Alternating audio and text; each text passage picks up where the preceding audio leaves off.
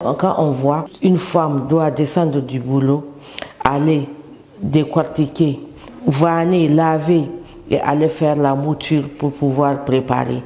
Alors que tous ces produits-là, tu vas les trouver pré-cuits.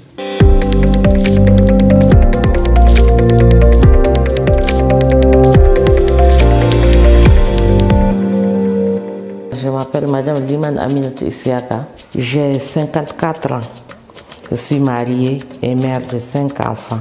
J'ai un niveau supérieur en marketing technico-supérieur. J'ai un autre diplôme en gestion de l'entreprise. Je suis la directrice de l'entreprise de transformation de céréales qui s'appelle ETC.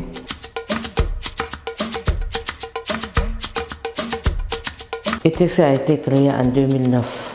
C'est l'opportunité qui m'a poussé à créer l'entreprise. Parce que c'est une opportunité, il n'y avait pas, en ce moment, il n'y avait pas beaucoup de transformatrices. Et il n'y avait pas beaucoup de ces produits. Ces produits sont exportés du Burkina, du Mali. Alors que nous, étant ici au Niger, on n'en a pas. Donc c'est ça qui m'a poussé à créer l'entreprise et créer de l'emploi aux femmes, aux jeunes.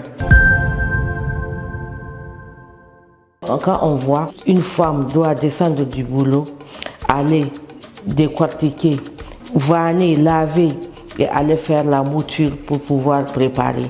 Alors que tous ces produits-là, tu vas les trouver pré-cuits. Tu n'as que 5 à 10 minutes de cuisson. On a suivi des formations, beaucoup même de formations. Les bonnes pratiques d'hygiène, comment bien réussir sa transformation. On est appuyé par l'INRA, l'ICRISAT et une ONG Afrique Verte. Les différents produits obtenus à partir de ces matières premières sont nombreux. Parce que le mil, le sorgho, le maïs, on fait le dégué, on fait le couscous, on fait la farine. Et les autres, le soja, l'arachide, le maïs, c'est une farine infantile, enrichie au prémix. Le fonio, on fait le couscous de fonio, on fait la farine de fonio pour les diabétiques. Ici, c'est un endroit où on décortique le mil d'abord et après on fait le vannage. Après le vannage, c'est en ce moment que les femmes font le lavage de mil.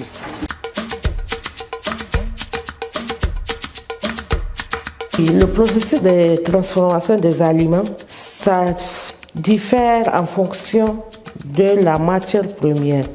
Supposons le mil. Quand on prend le mil, on doit d'abord sélectionner, enlever les impuretés et après décortiquer. Après la décortiquer, il faut vanner.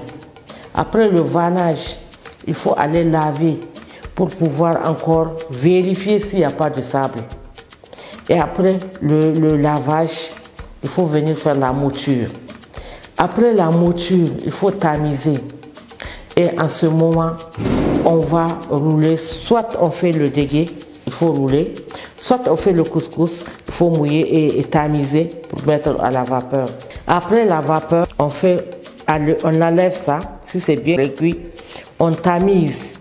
Après le tamisage, et après on va aller sécher. Quand ça sera sec, c'est en ce moment qu'on vient, on va tamiser pour pouvoir séparer les gros grains, les petits et les moyens. On va conditionner tout ceci parce qu'il y a des clients qui veulent les gros grains, il y a des clients qui veulent les moyens, il y a les clients qui veulent les petits, en couscous. Après maintenant on étiquette et on met sur le marché.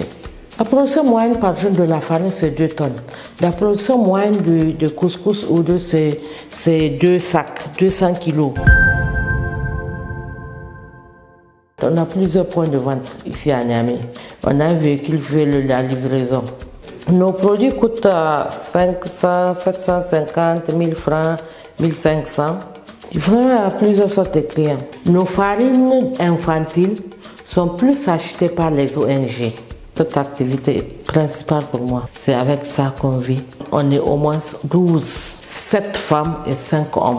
Ils subviennent aux besoins de leur famille. Les difficultés sont nombreuses. Il y a le manque d'équipement. Des fois, on n'arrive pas à avoir les équipements ici au Niger. Il faut aller dans la sous-région. Le flambé des prix de la matière première. Le prix, des fois, tu le vois, ça fluctue. C'est pas prévisible. Le manque d'emballage. Il n'y a pas d'emballage ici au Niger.